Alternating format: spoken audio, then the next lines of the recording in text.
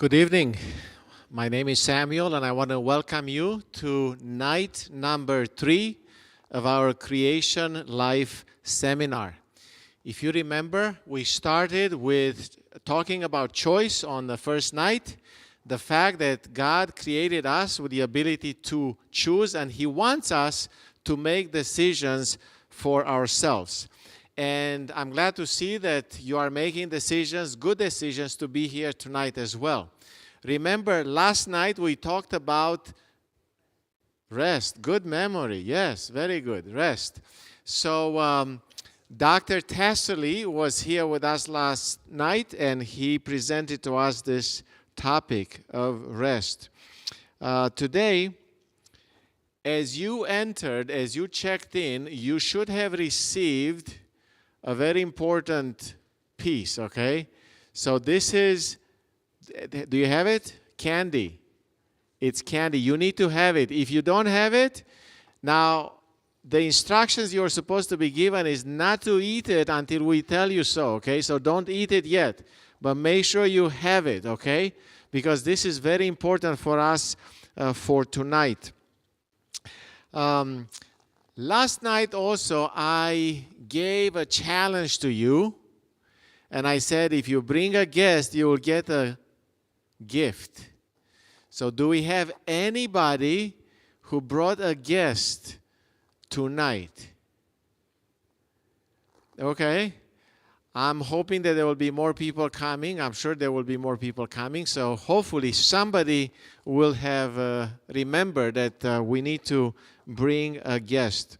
So as we always do, we want to give away a couple of books. And the first one is to the person who can answer the following question. Last night in his presentation, Dr. Tasserly mentioned that the optimal length of time for a nap is how many minutes? Raise your hand, okay? Okay, so you raise your hand and I'll acknowledge you. I think one of these two kids was first. Who was first? Oh, Jack, you are so... Hannah, how many? 26 minutes. Is she correct? All right, so... Okay, I guess you're going to get a special gift that's more special than this. I don't know what could it be. I don't know, but you know what, Hannah? I'll give you one of these at the end. What is that? All right. Then, we want to give this book to the person who traveled here the longest. So, is anybody here who... Okay, we're going to find out soon. But anybody who traveled more than 1 hour to get here? More than 50 minutes? Okay, more than 40 minutes. Okay. More than 40 minutes. So we have, I'll give you one. You're going to get one anyway. But more than 30 minutes? No? Okay, we have somebody there in the back. Okay, so thank you. Thank you for coming. I know that it will be worth your 1 hour of travel to come and go back home. Okay? So we are just about to start. Our topic tonight is the environment. What is the environment? It's everything that happens outside of us that influences our lives, what is happening inside of us. And before we start, I want to make sure you have your candy. Okay, don't eat it. Do you have candy? Everybody should have received candy. It's important, okay? So don't eat it yet. We'll tell you when, okay? And the second thing, anybody here that brought a guest? Okay, nobody here yet. Okay, well, we are going to move on, and at the end, if somebody brings a guest, we do have a special gift for them as well. So tonight, our presenter is Laura Lucio.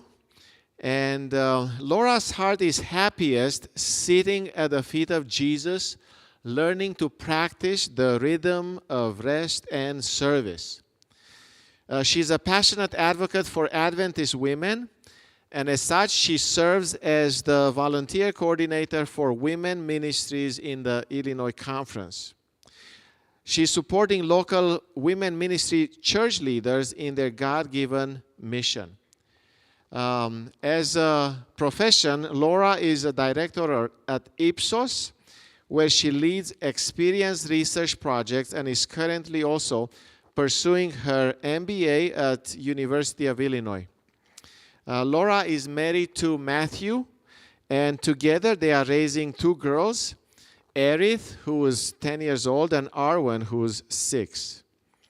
In her free time, she enjoys reading books and tending to her growing collection of, anybody? Children, okay. Okay. That's a good guess, but it's not what it says here. Growing collection of candles, okay. That's a good one. We do have a candle here.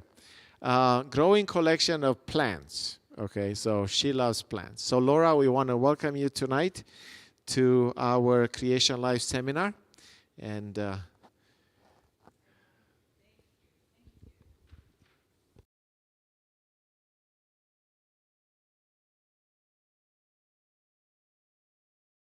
for that warm welcome, I really appreciate it. Anyone else here a plant lover, plant parent, plant mom? Okay, what's your favorite plant? Or Jade tree, okay. Christmas, oh, I love those so much. That's amazing. I'll need to know your secrets, because mine is pretty sad.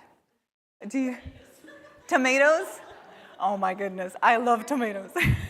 Anyway, I saw some more hands in the back. Monstera, yes. Oh,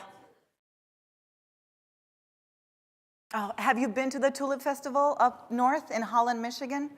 You would love it. Mother's Day weekend is a beautiful, Holland, Michigan, Tulip Festival. You gotta go. Sunflowers, oh my goodness, yes. They're just so beautiful. You know, all you need truly is just one sunflower in a bud vase, and it just changes the whole environment. Anyone else? Orchids. That's funny because that's what we're going to talk about. But yeah, so I love, yes. I love plants. I actually love plants so much that I named them. So like I have a fiddle leaf. The fiddle leaf's name is Fiona. I have a spider plant whose name is Mary Jane, as in Mary Jane and Spider-Man, not Mary Jane, you know, the other kind of plant. My prayer plant is Teresa, from Mother Teresa, and so forth. So we recently took a trip in a tropical place. It's been a year and a half now, holy moly. But I loved seeing all of my houseplants just like on sidewalks, you know, just roughing it in the wild. And, you know, I was like, they look so different, you know, just like the orchids, like they look so different in their natural habitat compared to how they look in my window, on my windowsill. And, you know, I think that, I remember seeing a fiddle leaf that it was like probably 30 times as big as Fiona. And you know, there's nobody putting plant food or like shaking it a little bit to get it, you know, for more leaves to show up. No one is like trimming it, but it's you know, great and huge. And same with the Monstera plants. My goodness, there were so many. We were hiking and they were all over. And same with orchids. So this is like an orchid in their natural habitat. And this is my orchid. in the kitchen sink. And, it's healthy, but you see there that, you see that little stub there. What happened was we were changing our countertops and we leaned it, but we didn't lean it right, and it fell on the plant, so it severed the leaf, and it still somehow bloomed, and that was a miracle. But I bet that this orchid would very much love its own habit and its own natural environment rather than, being in my kitchen sink next to a dirty sponge. But here it is, but ever since I was little, I loved orchids. That I still remember the moment when I was about 5 or 6 years old, and I decided that orchids were my favorite flowers. So, anyways, I do feel for my orchids, for all of my plants, right? I talk to them and I tell them, I understand this is not truly where you belong. You belong in your environment, in your natural environment. And I think our time on this earth is a lot like being a houseplant. I think we were created for a different environment. And just like our houseplants, the more we replicate their natural environment, the more they will grow and bloom and look healthy, right? But I think that if we don't, then we will struggle to grow. And in general, on this side of heaven, we struggle to grow where we were never meant to be planted, right? In a sin-influenced world, if you will. It reminds me a lot of the Bible verse in Psalm chapter 1, verses 1 through 3, where it says, "Blessed is the one whose delight is in the law of the Lord, and who meditates on his law day and night. That person is like a tree planted by streams of water, which yields its fruit in season, and whose leaf does not wither. Whatever they do prospers." And this is why I think our environment matters. It matters because it helps us grow. It will either stump our growth or it will promote our growth. So how do we prosper?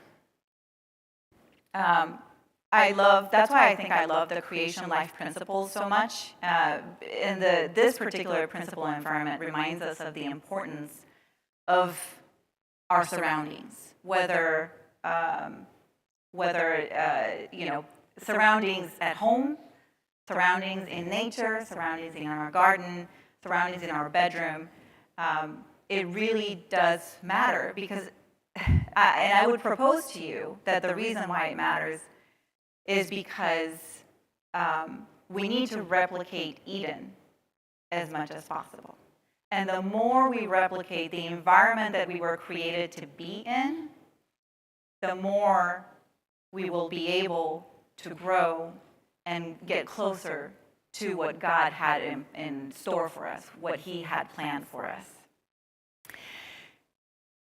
And I think that if God of heaven, who can speak a world into existence, still took 6 full days to design our world,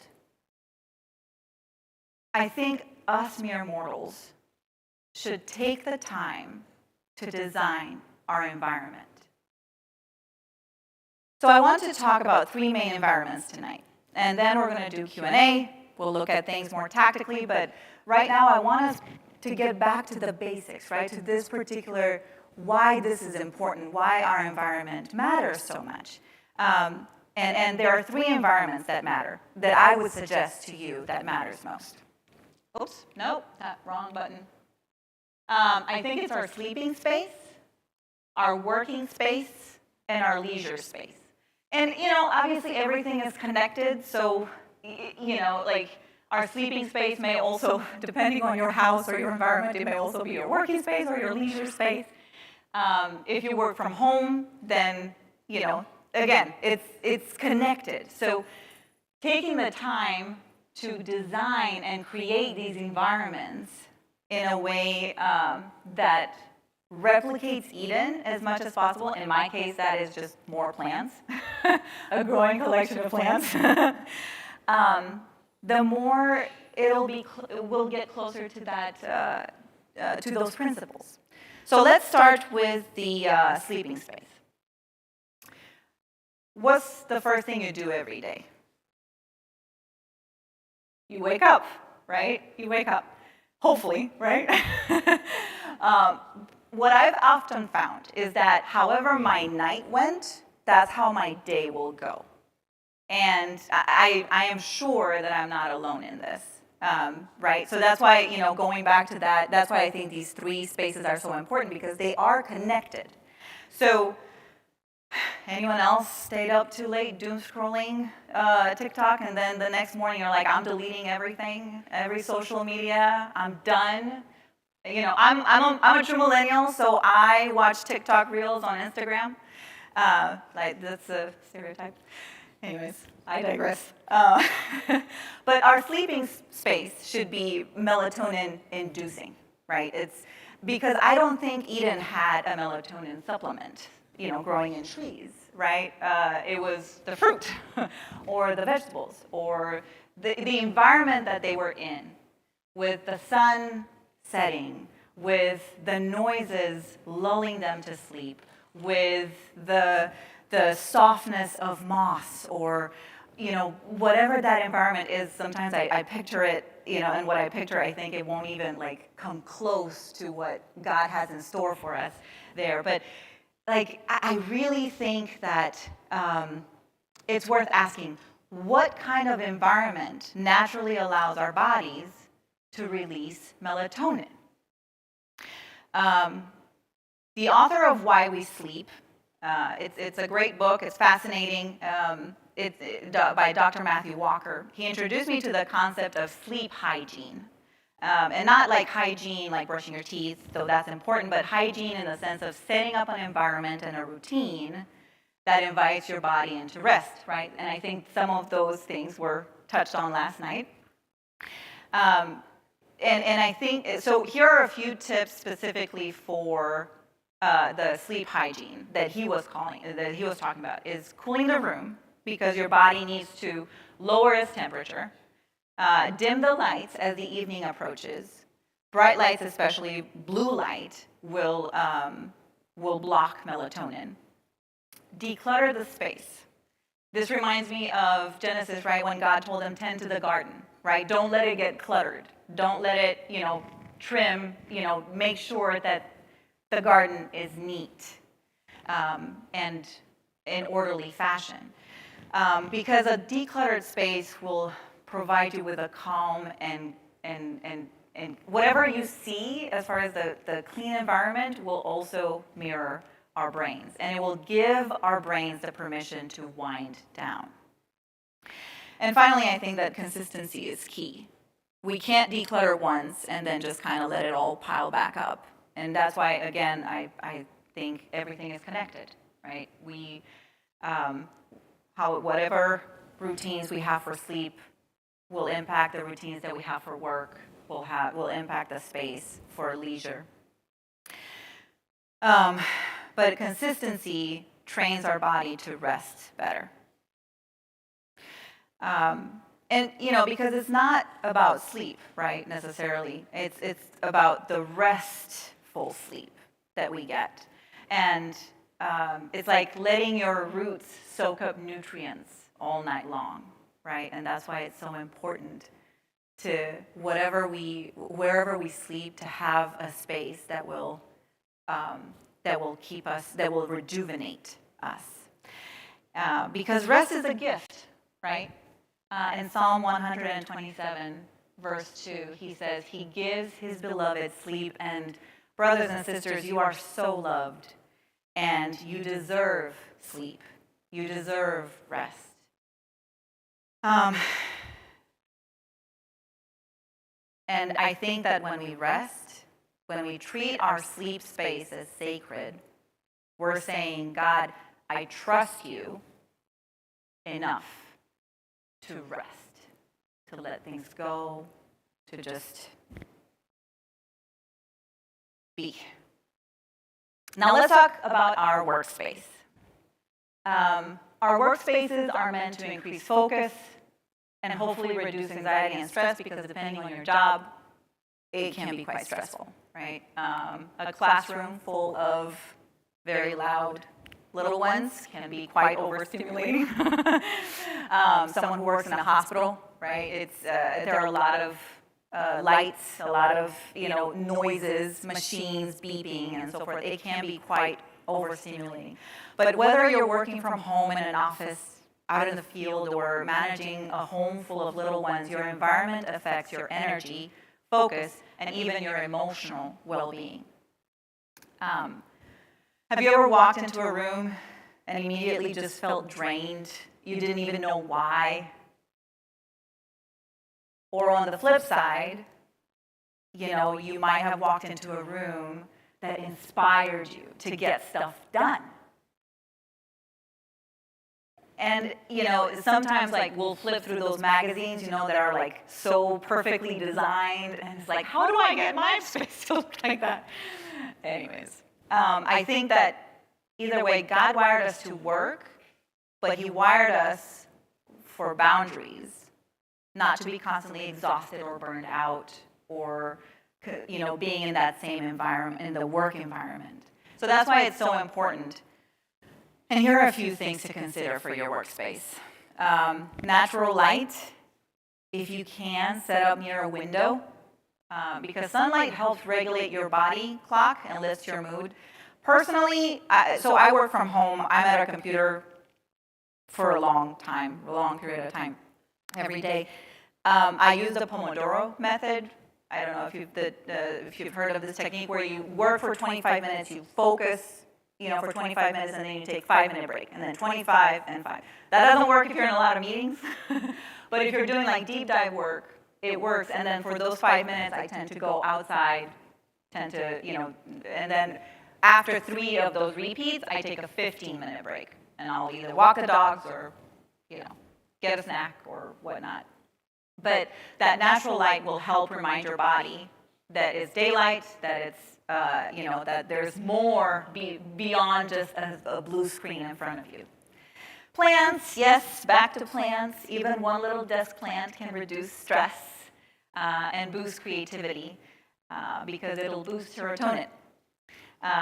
Noise matters. Some people thrive in silence. Others need some kind of background music. So pay attention to what you pay attention to. Pay attention to what works for you. And sometimes you may need music one day and silence the next, or a podcast, or an audiobook. But noise matters. And again, I mentioned boundaries because if you work, depending on where you work, it's really hard to step away until you get closure for a task, or you get closure for the day or whatnot. And it can be really, really hard. But it is important to not let your desk become your dining table and your bed your office. I think it reminds me of what Colossians says: whatever you do, work at it with all your heart as working for the Lord. And again, this is so important. I almost want to work at your boundaries as working for the Lord, right? Just as much as we work, for our livelihood. And when your environment supports your focus and health, though, it's a whole lot easier to offer our best to God. Finally, leisure space. The place where you recharge, connect, enjoy life, spend time with family, friends. I think we often underestimate how deeply God values this space. And I go back to Eden, right? Because they spent time in the garden. They spent time with each other. They spent time with God, walking, right? They would walk with God. They would talk with him. And it was a time where God was present with them and they were present with God. And some of the best recharging times for me have been, going for a hike, going for a walk, just out in nature, hearing the birds, seeing the trees move. There's something special about the world that God created for us, and we often underestimate, the power of that.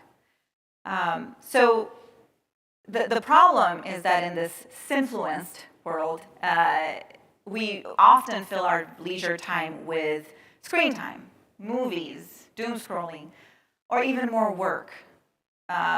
So what if instead of that, we created more curated spaces? Again, we go back to if God took 6 full days, even though he could have spoken all into existence within a second. He took 6 full days. He took his time to design beautiful spaces for us and beautiful things for us. Who are we as mere mortals not to do the same and take even more time? So think about these things. Design a cozy corner, a space where you read or you journal or you pray or you just be. Create a tech-free zone, dinner tables, bedrooms, even part of your living room. Let there be places where people connect with people, not with devices. And invest in hobbies. Plant lover over here, I have books, I have plant foods, I have pots, I have things that bring me joy to just stick my hands in the dirt and replace, uproot, repot, soak in, give them spa days and so forth because plants are life. I digress. But you could do, you could play an instrument or Legos or, whatever brings you joy, let it fill your soul. And invite community in.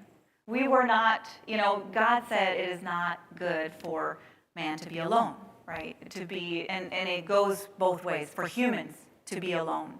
We need that connection. And if we design environments that invites others in and invites that connection organically and naturally, it fills the soul in ways that nothing else can. So yeah, let your environment be a memory-making space.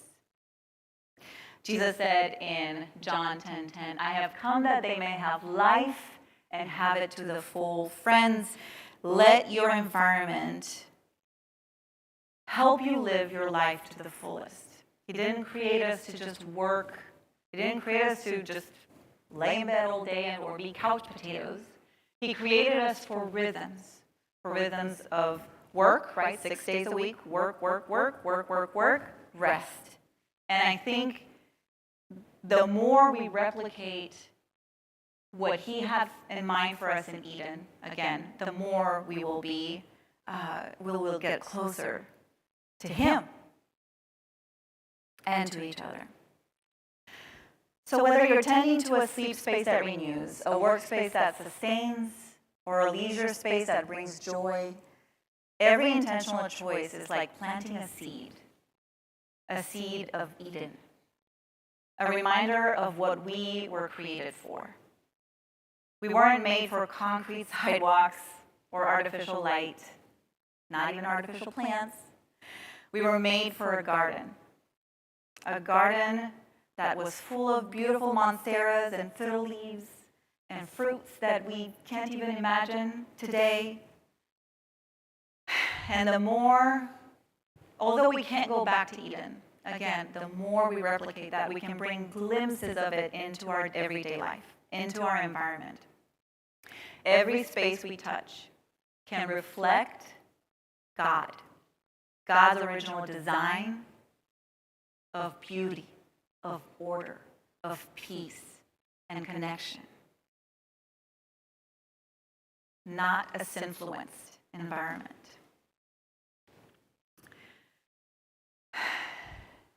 The more, I think that's afterwards. Yes. So again, what I would like to invite you is to delight in the way God has called us to be like trees planted by streams of water, deep roots, fruit in season, a leaf that does not wither. Let's be intentional about where we plant ourselves and how we care for the environments we've been given. Because even in a simfluenced world, God is still growing beautiful things in you and me and all around us.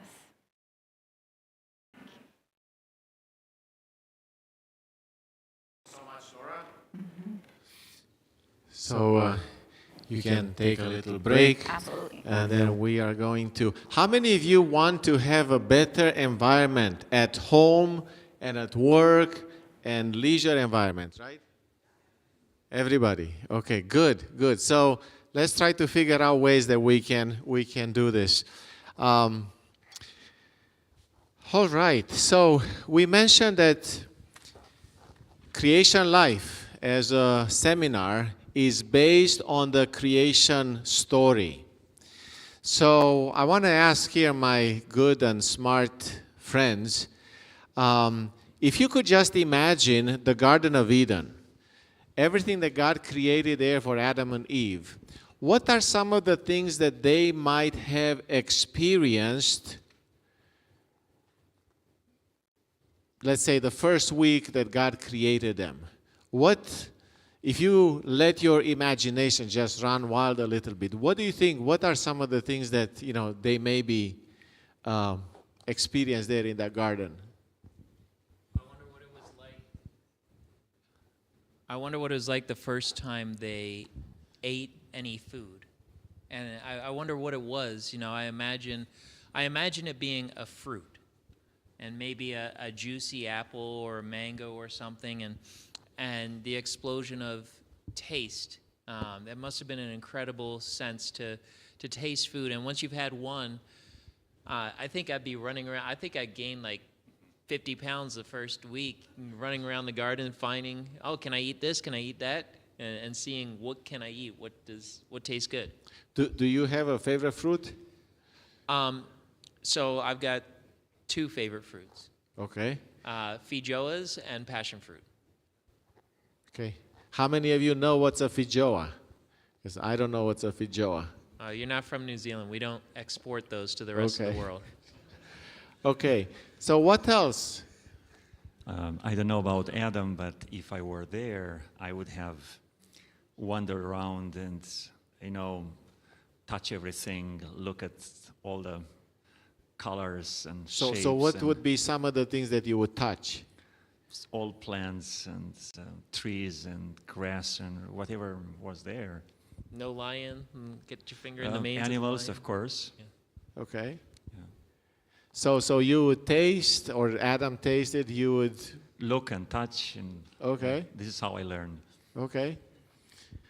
I wonder if they were kind of like children who basically see some animals for the first time, asking God, what is that? Or maybe Adam saw them and named them, right? So he would hear the elephant, the sound of the elephant, or the lion roaring, and enjoying that, or hopefully not being scared. If Adam and Eve spoke Hebrew, they would have asked, what is this? That is manhu, and that is the word for manna. So everything is coming from heaven. Everything is a manna if you haven't seen it before. Everything is new. Everything is amazing. So Okay. I remember my excitement when the Nintendo 64 first came out. And I played Mario 64, and it's a 3D. And as a kid, my heart was just racing with joy as I'm like, this guy can move around and all the things that he could do, just realizing. And so I think of Adam like, oh, man, I can jump. Let me see how high I can jump. And smell like, oh, what is that? That smells wonderful, smelling the flowers. And just, I think back to that joy and imagine how that's a video game, and it's imperfect, and I'm not part of it, but how much more would it have been for Adam, just everything, moving fingers, every feeling, touch, taste, smell, sight, sound, would have been incredible. Yeah, can you imagine hearing the wind? Was there wind in the Garden of Eden? I assume there was, right? Rustling through the leaves, and the smell of pine trees. Do you think they had pine trees over there? Smells good, right? What about touching the water for the first time or jumping in a lake? Did they know how Getting to wet? swim? Yes. Or did God teach them how to swim? Yeah, that's amazing. I remember when I did a baptism in Kalahari Desert, maybe half of those baptized touched that much water for the first time. And they were, didn't know exactly how to process that and Yeah. didn't know even what to ask about it. Do you know that the majority of people on earth have never experienced snow? Think of it. The majority of people on the earth have never seen, never touched, seen like in real life. We just returned from the Philippines, and that is what some of the children that we met there were asking me about. What is snow like? Like out of everything, out of the whole things that, they asked me, how tall am I? And about snow. Okay, so how did God create us to interact with the environment around us? Well, and I think we basically touched on that answer in the previous one with sight, touch, smell, taste, but there are other senses as well that we don't think about as much. So it is through our senses which were created by God. For what purpose? We are created in His image with a capacity to communicate, to interact with Him. And in our worship experience, we have a little bit of everything. What do you mean in our worship experience? Who's us, our? So think about people of Israel in the Old Testament, the sanctuary service. Okay. They were visuals. There is an audio component. There is smell, like incense. So, When God revealed Himself by on the the way, mountain, hold that thought, because earlier today we had an exciting thing happen here. We were trying to cause a nice aroma here in this church for you to experience the smell, and that's why we have a little candle there. But we had some, that burning wood thing, and guess what happened? This church has very good alarm system. So it started beeping, so we couldn't use it. But what is Gabriel saying? He's talking about the fact that when you go to worship God, God said, burn some incense. Why? For what? it's a mutual enjoyment. The Bible says that God likes it, and we as human beings. So are you saying that God has senses as well? I don't know in what way, and I'm not going that route, but we are created in the image of God, and a God who wants to interact with us is using multiple ways to interact.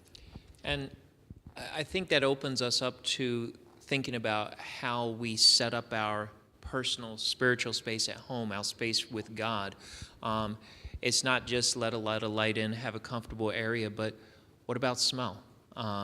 We had some wonderfully fragrant flowers here a few weeks ago, and the sanctuary smelled amazing. And so I would find myself walking through the sanctuary just to smell the flowers. And so what can we do to bring taste and smell into our worship experience? Because it was in the sanctuary service, all the five senses. So I think we can think about that as well. Some of the verses in the Old Testament, they actually talk about a sweet-smelling aroma pleasing to God. Mm-hmm. So I would assume that God enjoys some smells, and maybe He dislikes some others. I don't think He likes the smell of death, for example. Mm-hmm. So I wonder how many senses does God have? If we have, 5 that we usually use, and maybe some others that we are not really aware of them. But I was thinking of an analogy. Can you think of a time when you tried to connect your device to another device and they didn't have the same way of communication, or you didn't have the right cable? You know, God created us wirelessly to enjoy all these senses, except for touch, right? The other ones, you know, we can see, we can smell, we can hear, even from afar. And Samuel, remember when God revealed himself to Moses and to the people of Israel on the mountain, how many senses were involved from, it was like an earthquake, and the glory of God was extremely bright. So tell us more. What was there? Earthquake? So they felt it. It was like a 4D movie, right, in our times. Okay, 4D. Okay. So there was flashes of lightning, and there was thunder, and there was smoke, right? An earthquake, the Yes. touch. Yes. So what's the purpose of our senses? Connect, To connect, interact. to interact, okay? Defense or safety, okay? What do you say? To understand, To enjoy. to enjoy. Finding food, okay, what sense is that?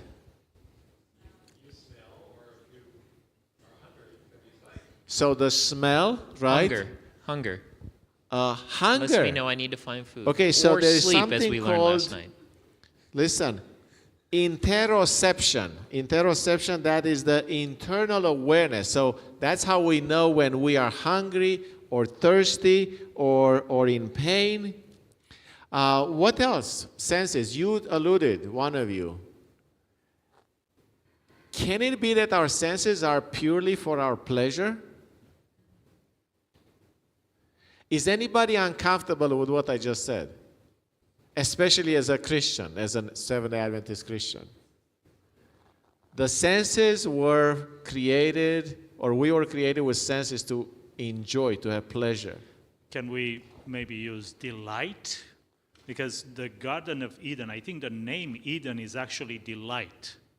So God gave them a space, an environment that was called delight. And He placed them there, and I would assume, to enjoy, to delight. Okay. I think this is a good time to take out the candy.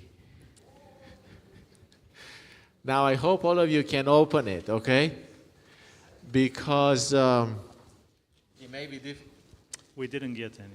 Okay, you know what? I'm not going to open it because I won't be able to talk with candy in my mouth. But I want you to open it. So everybody should have gotten candy. Everybody has candy? Okay, open it. So let me tell you what it is. It's a ginger-based candy, okay? One of my favorite desserts, candy. Go ahead and take it and experience it, okay? And here, Laura, I have one for you. You don't have to share. It's too small. Okay. So go ahead and I want you to kind of experience it, okay? And we're going to experience it here together. While you do this and think about it, we're gonna maybe go to another question here for our discussion, and that is the following. Does the Bible say anything about senses? We already mentioned some. Any other verses? Anybody can think of any verses? Psalms 34:8. I think I heard that one. Taste and see that the Lord is good. Okay, what does God say with that?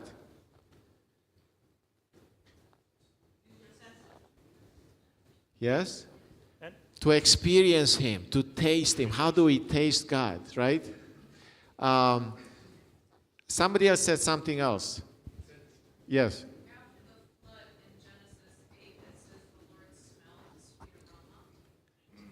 So after the flood, Noah, right? Noah came out of the ark and they offered the sacrifice to thank God for his protection during the flood. So it says that God smelled the sweet aroma of that sacrifice. Yes, thank you. Anybody else? Yes.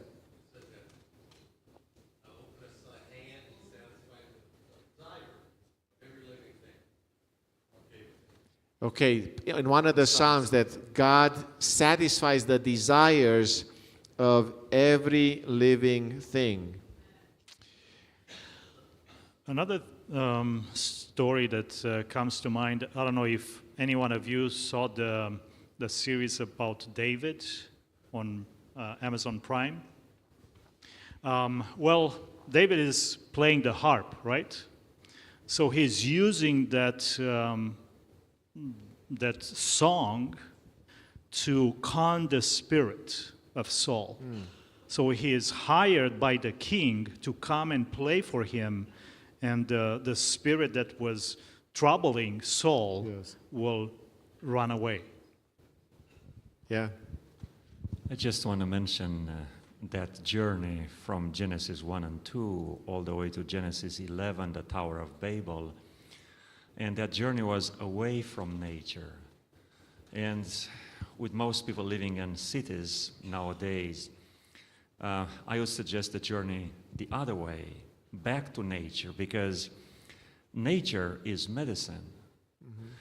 We may not be able to explain how it works, but Finland is one of the happiest countries in the world in the last 10 years, several years in a row.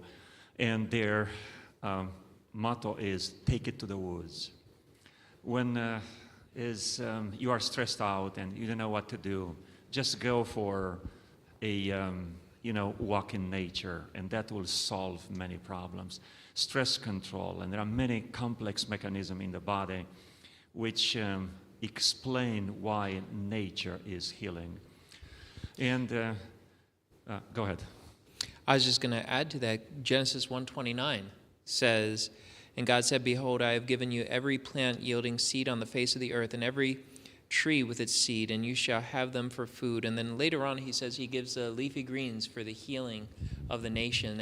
And so often we think of this as eating, but like you said, it's not just eating, it's being out, walking through the woods, going by a waterfall, getting in early morning and after thunderstorms, there's negatively charged ions in the air that do really well for our body if we take them in. So it's not just what we eat, it's being in nature and experiencing nature also has healing properties. The context, the environments. Yes. So, how's the candy? Okay, it was wonderful. Okay, explain to me. Tell me, how would you describe it? Okay, somebody didn't like it. Spicy, someone said. Okay, so we can talk about the texture, right? Was it sweet? Sweet. Was it a little bit spicy? Yes. And chewy. Okay, it was the texture of it, right? It kind of stuck to your teeth. Okay, make sure you brush your teeth tonight and tomorrow. What else? Aroma of what? So there are two kinds. One was orange and the other one was mango. I don't know which one you got, but there is a little bit of a taste there as well. So why am I giving you this? This is the Bible verse that inspired me to give you this candy. It's Psalm 34, verse 7. And it says this: take delight in the Lord, and he will give you the desires of your heart. Take delight in the Lord. So that word delight in the original language is the word for a delicacy. Like we have the delicatessen stores, and it is a delicacy. God wants us to delight in Him, to experience Him, to chew on Him, to taste His sweetness and His goodness and His spiciness. For those of you who like spicy, okay? And God will forgive those who thought the candy was awful, okay? He will. He's a loving and gracious God, so He forgives those too. You know, taste is a very interesting concept that we can relate to God. If I ask you to tell me how an apple tastes, you're going to have a really hard time doing it. You could say it's crispy, it's cool, but what does an apple taste like? What is the taste of an apple? What is the taste of an orange? And if you're thinking, if you're trying to, what words would, well, sweet and cool, but no, what is the unique taste? Because an apple can be sweet, an orange can be sweet, and our brains have a hard time recalling the taste experiences we go through. When we're going through it, we can have it in our minds. We can enjoy it. And I can think about what a feijoa tastes like, but I couldn't tell you what it tastes like. I can give you things that it's similar to. But the same thing's true with God. You know, taste is an instantaneous, a momentary experience. Same thing's true with God. We have these experiences when we're with Him in His Word, when we're spending time with Him. These are momentary experiences. But if we expect that, I read the Bible when I was 4 years old, to go with me through life, the further we get away, the less, we might have that, okay, an apple tastes like this, but we don't remember. We don't remember all the details. And this is where we need to keep coming back to that experience with God and keep coming back and tasting and seeing that He is good. Do you think that's because, like, the fruits are maybe the primary senses or tastes? I have my youngest, he's into fragrances now. So he goes to the stores and he likes all kinds of perfumes. And you look at the perfume and it lists what ingredients, what smells it has. Bergamot, orange. So those will be kind of like from nature combined. And this is a combination. So maybe that's why we cannot really tell what an apple tastes like, because you will compare something else with an apple. This one has an apple flavor, or this one has an orange flavor. Those are the original flavors. Sorry, we're getting philosophical up Yeah, here. so the last 2 weeks I mentioned I was on a mission trip to the Philippines. And for the first time in my life, I ate fresh jackfruit. Anybody know what the jackfruit is? Okay, some of you, good. So I've never had it. I very little in like turon. The Filipinos make this turon, and I know it's with banana and jackfruit, but I never actually had the fruit itself. So I had the opportunity, and honestly, I don't know how to tell you what it tastes like. Like if you don't know what it tastes like a peach, but it's not really like a peach, and the texture is different too, right? So God is amazing. That God created us with these senses for us to enjoy interacting with our environment. That's what it is, interacting with other people and interacting ultimately with Him. We want to invite Laura to join us back here, and I want to remind you, if you have questions, there is a phone number that you can text these questions to, and that phone number, if we can put it on the screen, and if it's up there? Yeah. Okay. So the phone number is on the screen. Are you sure? Yes. Is it on the screen? Okay. 630-708-7889. Oh, it's so small. Okay, I don't see it. Okay, so When you get to heaven, God is going to improve your sight and give you a better sense there so you'll be able to see it. And Come back your and you can read it. faith. to trust us. that I you wanna, said. I wanna affirm what Laura mentioned. Laura mentioned that this greenery, plants, right? They make a big difference. Gabriel talked about a return to nature. We live in cities made of concrete and steel and glass, and that is so unnatural for us as human beings. God created us and placed us in a garden, and He gave us a job to do, even in a perfect environment. We are to tend and take care of the garden. There are benefits that we enjoy when we are in touch with the dirt, with the leaves, with the grass, with nature. But we're gonna move on, and I wanna.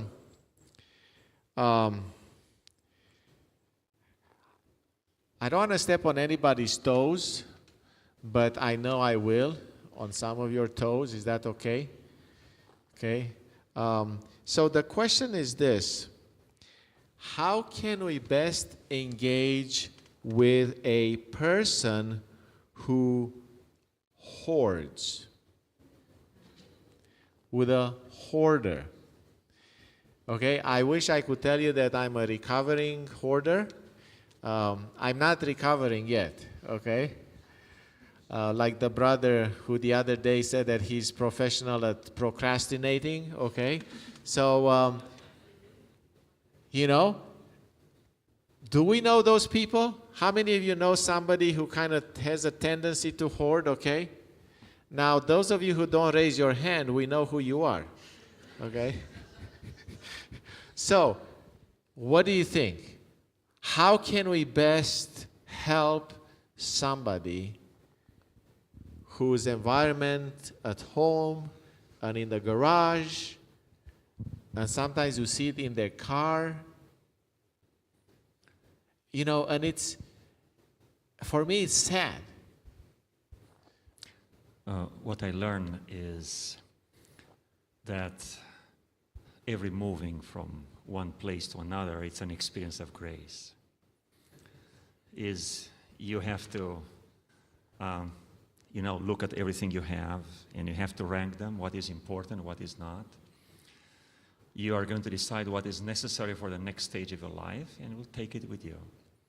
So, more time you move, the lower chance is to, remain a hoarder. That is true. I mean, we So- recently, We need a mic for. I have one. Oh, there I am. Yeah. We recently moved, actually last Monday. So I feel that to my core because we had so many, some of the boxes, we kept boxing. I was like, oh, we're good. We're doing great. And then we moved the boxes and somehow things just kept coming up to pack more things. And I don't consider myself a hoarder. we tend to get rid of stuff and we still accumulate. I feel like even when you try not to, things just accumulate. And You receive gifts, for instance. yeah, yes. But if we are, to your point, if we are dealing with a true hoarder, what I would do is, again, we go back to the why. Why are they hoarding? A lot of times, hoarding is an external symptom of something that is happening on the inside. And I think figuring out what causes them to hoard, because a lot of times a hoarder will do it for comfort, right? Like they will hoard for example, my grandmother, God rest her soul, she was a child during World War II, right? So she went through extreme poverty, and that was a reason why she would hoard. Also, I learned to be a good example. I looked at my personal library, and I said that the books that I didn't touch in the last 5 years, I will give them away. So I filled 2 trunks full of books. Wow. Very good quality, amazing. I invested in each of those books, and each one is so important, so close to my heart. So I filled my trunk and I took them to church, and I said, look, these are amazing books, but I'm decluttering. I'm simplifying my life, and I follow this movement of simplicity for some time. And I think being a good example for others is important. My wife likes organizing, and so for Christmas, we'll give her a Christmas present of helping her organize the house. And so we'll go room by room and get rid of stuff we no longer need. And as we go through life, as the kids grow up, there's stuff that's no longer relevant, and that really helps when we move. When we move, if we don't need something in the new house, but we want to keep it, we put it in the basement. When we move again, if we don't use it in the new house, we get rid of it. And so little things like that, I think, can help, taking a time where you go through room by room and just inventorying. Like you said, seeing have I used this in the past 2 years? Kitchen gadgets. We can collect tons of kitchen gadgets for making ravioli or, every little thing. But when was the last time we used it? The things are tools. The moment they become hindrances, I think they need to go. Last week, when we came here for the rehearsal, as I was driving home, in front of me pulled a car, kind of, close. And I noticed it was full to the brim. And on the passenger side, it was hit. And, the window was covered with plastic. So basically, whoever was driving was a hoarder, filled everything, even on the passenger side, so couldn't see on the mirror on the right-hand side. So it's dangerous. I know someone who passed away. Who kept collecting, filled I don't know how many storage units, and was living like a beggar, but he was paying hundreds of dollars for those storage units. And when he died, he didn't have any will or anything. He lost everything. So that was a reminder for... So we want to, show compassion, right, to people like that, like me, okay, like her grandma, because I like what you said. It's a external symptom of some pain, some fear, something that's going on. So if any of you struggle with this, try to ask yourself this question: what kind of need is this fulfilling for me? What is the fear? Like I grew up under communist Romania, and we didn't have a lot of stuff. So you might always need something. And oftentimes, Josh, when I throw stuff away, and next week, guess what? You need it. I need it. And I'm like, how in the world did I just throw that away? Boy, if I had it today, I would be so happy, right? So thank you for this. Okay, there are some questions coming from the audience. Not sure if this can be answered on today's topic, but did Adam and Eve observe the Sabbath, or was that interrupted because they ate the apple? So I'm not sure if the question is if they observed the Sabbath after eating the apple or before. Yeah, but good question. What do you think? Either way.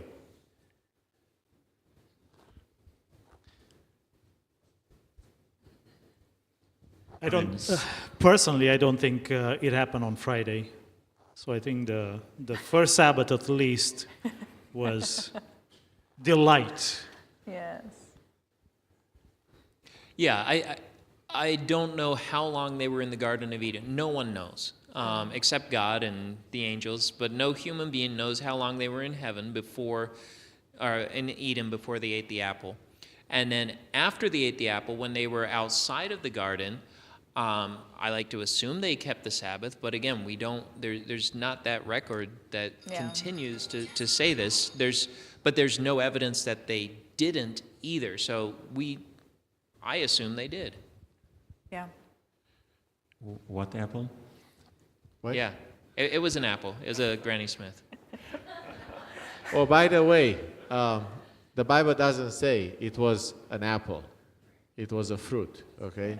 So, any other things to add? So, I believe, my personal opinion, that Adam and Eve would have kept the Sabbath after they ate the fruit, because I believe they did desire to have a connection, a relationship with God.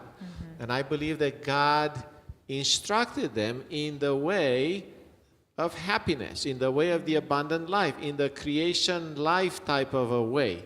God instructed them as to what will make them happy and joyful, and that included not killing each other, not stealing, not having idols, and keeping the Sabbath and the rest of the 10, what do we call them? 10 Commandments. We know that the 10 Commandments were in place before Sinai, before when actually God gave the 10 Commandments in a concrete way. We have another question that came from one of you, or somebody from watching online, and that is, how do you handle your guests that walk in your house with their shoes on? Can you believe that? That is funny. I mean, I think it depends. I remember when we first came to the U.S. I'm also from Romania. Yes. What? But when we first visited someone, an American family, and I remember that they had a basket full of flip-flops, slippers, for guests, or I think they had some fuzzy socks as well, and things like that. So that was their way of, saying, hey, please leave your shoes, grab a pair of socks or slippers if you'd like.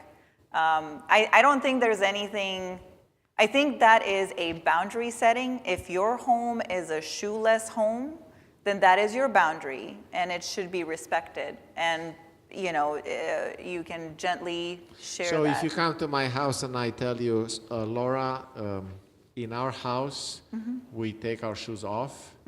Do you mind taking your shoes off? Would you be offended? No, Okay. no. I personally, I wouldn't. And as long as, and some, like I understand, right? Like if you've been running all day, like you may not want to take your shoes off because, you don't know what will happen. Yes. But still, if you give them an option for something that, to help that insecurity, then, I think that you mitigate that. And at least that's what I took note of that, and that's something that we would do. Yeah, either that or a place by the door for shoes where other shoes are that let people Yeah. know that, hey, this is where you Yeah. take your shoes off. Maybe a picture of the burning bush with a quote that God told Moses. I don't know if I would go that far. Take your shoes off because God told Moses to do it. But even if, you gave the example of you're running all day, I know that there are some things that you put on the shoes, on the outside. Oh, yeah, yeah. So that can be an option for someone who is stuck Yeah. to their shoes. Yeah, yeah. And maybe the reason behind it, a big chunk of this world are taking their shoes off. And that is because the home is a sacred place somehow, in a way or another. Yeah, And it's a form of respect. yeah. And that may have even a spiritual connotation, and I'm trying to connect with the topic of the night. Yeah. We should have a context, an environment, a sacred place where we meet God. And I suggest, especially those who are recently joining the church, to choose a little space. Can be like, a square yard or something, when they kneel and when they have the Bible there corner of a table. That is their way to connect with God. And I learned this from one of my grandfathers. He always used to wash his hands before touching the Bible. He had the Bible always in the same place at the table. It was a large, common shared room. And always kneeling in the same place. It was his sacred place, his sacred way to connect with God. And I respected that. We live in a world where every line is blurred between the sacred and the common. And maybe coming back to Sabbath was a context in time to connect with God, and we may need a space, a sacred space in the same way. Absolutely. Even if it's just sacred for you and just maybe for a time. Yeah, absolutely. But I do want to affirm that can be uncomfortable, to express that boundary. But I think that the more you create a space that kind of insinuates that, more so than just having to say it out loud or make it as comfortable as possible for the other person, I think it can help with that. Okay, well, thank you so much. Good question. Keep them coming. We may not be able to get to all of them. Are there any concrete examples that prove that the environment actually affects us? I can speak to that a little bit. Okay. I absolutely think so. There's neuroscience actually speaks to that as well. Like if there is a technique when you feel overstimulated or outside of what is called the window of tolerance. One of the techniques, it says to ground yourself with both feet down, take deep breaths in and out, and then find things, find 5 things that you see, 4 things that you hear, 3 things that you smell, 2 things that you taste, and 1 thing that you can touch. So just to bring you back to the environment that you are in, because what happens when you're outside of your window of tolerance, you're dissociating, right? So you're no longer in the environment that you are here, you are remembering a different environment that either brought you, anxiety, stress, and so forth. So bringing you back to the environment that you're in, this exercise will impact you to where your heart rate will reduce its speed. You will be back to yourself in this moment. There's a song by Andrew Peterson, sorry, this one. It's called I Want to Be Where My Feet Are. And I think it's so important because anxiety will always make us think of the future, and depression will always make us think of the past. And I think the environment that we are in today will keep us present and thankful for what God has. Okay. I talked to a businessman who had a job in an office, and after a while had to work from home remotely. And he said it was a little bit difficult in the beginning until I realized that I had to wake up at the same time, to take a shower, to put on my business clothes, to go into my office at home, at a space dedicated for that, to create the context of doing business. And the mindset will follow. Our emotions follow actions, follows physical exercise, the posture, the context. All of them have a very significant influence on how we feel and what we do. Yes. How many of you go to the doctor, and when you go to the doctor, what do? They tell you to roll up your sleeve for a blood pressure. And they take it, and what happens? It's high. And they say, oh, we're going to take it at the end of your visit. Why? Because they know that the very fact of you being in a doctor's office affects your blood pressure. The very fact of you expecting that they will take your blood pressure affects your blood pressure, and it in a negative way, right? It increases it. So then they take it half an hour later when you're done with the appointment, and guess what? It's your normal blood pressure, right? So definitely environment affects us. Any other? A quick example, when we came for the first time to US, I don't know if it happened to you too, we went to donate blood. And we went to the questionnaire, They won't take you. and they said no. Yeah. I said, why? Because you're from Romania. Because you're from Romania. Okay, so what about Romania? You are by Ukraine. Well, the war was not yet on. Well, you were in the area close to Chernobyl. You remember the explosion from Chernobyl? So the radiation and, they would not take our blood because we were in that environment. So precaution. And Samuel, I'd like to mention something. The word environment comes from a French word that means that is around you, right? Yes. And the closest environment to us today is our clothes, right? And we are wearing next to skin and mid layers and outside shells for hiking or for other sports. And it's very important what is next to skin. Would you like to elaborate? I know that you know more about that than I do. I don't know if I know more about that necessarily, but yeah, I mean, you have to have, like, depending on the climate that you're hiking in, right? Like you'll have to have that, like, what is it called? It's like the warm, almost like skin-like. It's called next to skin. Yeah. Yes, first before you put any other clothes on. I've noticed that one of the trends for ladies is popping up on my screen once in a while on Amazon is nap dresses. Nap dresses. Nap dresses. It's. Yeah. I'm very surprised. And is that related to Yeah. the rest? Yes.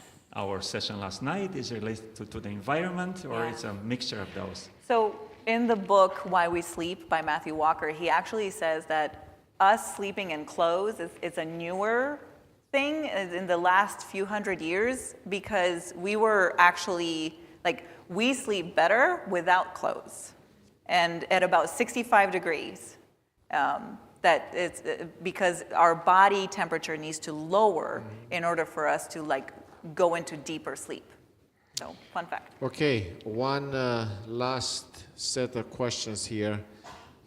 So on the first night we talked about choice. Choice had to do with our cognition, right? Like the frontal lobe, the cognitive function of the body. And today we talk about environment, and we talk about how we interact with our environment through our senses. So my question for us is, which is more important? Is it the frontal lobe and rational and cognitive function, or is it the sensory type of functions? Yes. All of the above.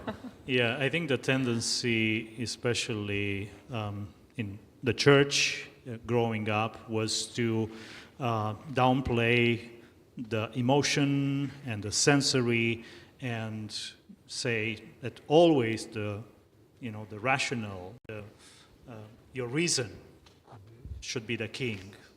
Yeah, I've heard the statement that senses are sin and they come from Satan. I don't find that in the Bible, because we are to Absolutely. praise God, and we're to bring our senses in that praise to God. On the other side, I like to emphasize there is always two sides of the coin. When Jesus Christ talks the parable of the four soils, for the first one, that is the seed, scattered around the way, Around the path.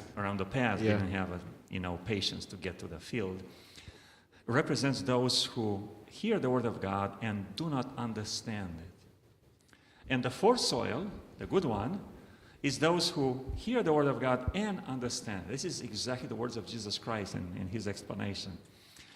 And I was wondering, one day, why Jesus Christ did not plant a church the way we have them today, with music and worship, and it was somehow outside in the the same context as in the Garden of Eden. It was spontaneous interaction. It was in response to people's needs. Sometimes Jesus Christ fed them first before he, shared the gospel. Sometimes he had to heal them or so.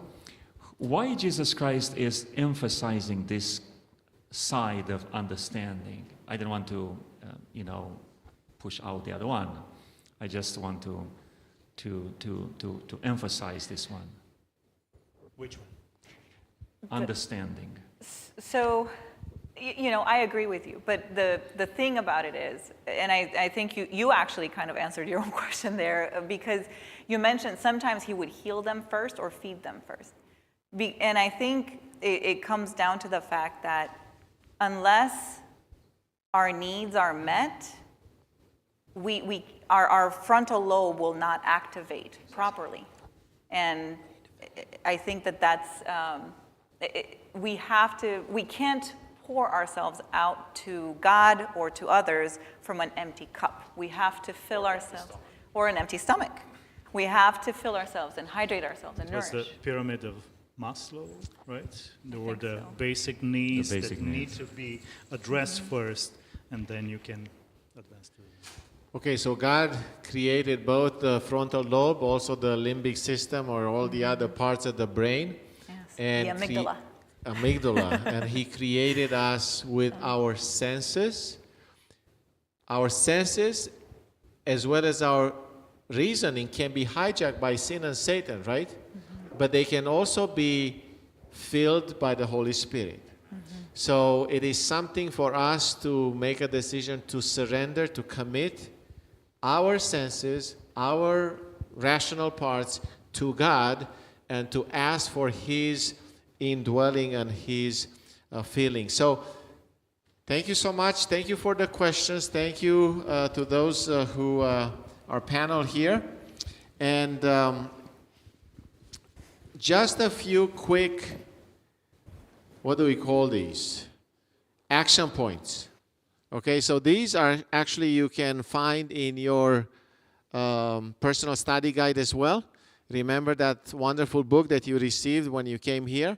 So some challenge for you as we get ready to close here. What if you clean up or organize something in your environment? Is there something that you can decide even tonight? You know what? I've always wanted to maybe clean up the refrigerator or the pantry or the bathroom, or you know that place in your house.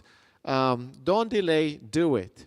Or try to make a schedule in which you will clean your house, maybe a room a day. And in a week or maybe in 2 weeks, every 2 weeks you go through everything in your house in manageable bits and pieces. Another one is to listen to some music to relax or to energize in order to enhance your environment. Sometimes it's nice to have music to relax. Sometimes in the morning, guess what I listen to? Baroque music, classical Baroque music. That's what I love, and it energizes me. It's Handel or Telemann or Bach or Vivaldi or some of the other Italian Renaissance composers. Choose a natural scent to enhance your environment. Okay, we have one here. One little candle doesn't seem to make much difference, but it smells good. You can come and smell it at the end if you want, okay? Plan a special outing to enjoy nature. Spring is here, and the flowers are budding, the trees are budding, the birds are out. Let's enjoy that. Take a hot or a cold shower to benefit your immune system, or a hot and cold shower. You know what that is? I do this. Okay, so this is, trust me, it works. Even if you do a simple thing, you take a regular shower and at the end, turn it all to cold. It's going to be, for the first 20 seconds, it's going to be really, really hard. Probably the hardest thing you do in a week, right? But if you stay in there, right, you're going to feel so good afterwards. And it has benefits for your immune system because I'm not going to get into it, but you can check it out on YouTube. TED Talks, hot and cold showers. You can look there. And something that is really kind of near and dear to my heart is maybe clean your car. You know, the environment in which you drive is important. I have to buy a new car right now, so I am test driving some of these cars. And it's so wonderful to go into a car that is clean and it smells like clean, you know, and then I go back into my car and it's not that. So yeah. The new car smell, yeah. So, by the way, they do this on purpose. The new car smell is a new car smell. It's not just coming from the leather or the plastic in the car. It's something that they on purpose do that to trick you to buy it, okay? So, there are on page 90 of your personal study guide, there are some wonderful resources that you can look at there. Laura mentioned the book Why We Sleep, Dr. Matthew Walker. And the topic last night was about rest, but this is a very good book, a very nice guy. You can find him on YouTube as well, Matthew Walker. Everything I saw from him, he's not a Christian. I don't think he's a Christian, but everything that he talks about sleep, about not drinking alcohol, not drinking caffeine anytime. He says even if you drink coffee in the morning, by the time you go to bed, it will affect you. And they know this because they research. That's what he does. So Why We Sleep by Dr. Matthew Walker, and also another book that Laura recommends, and that's Dopamine Nation by Dr. Anna Lemke. Gabriel says it's excellent. Dopamine Nation, okay? So that deals with our addiction to TikTok or YouTube or whatever other things that donuts. Yeah.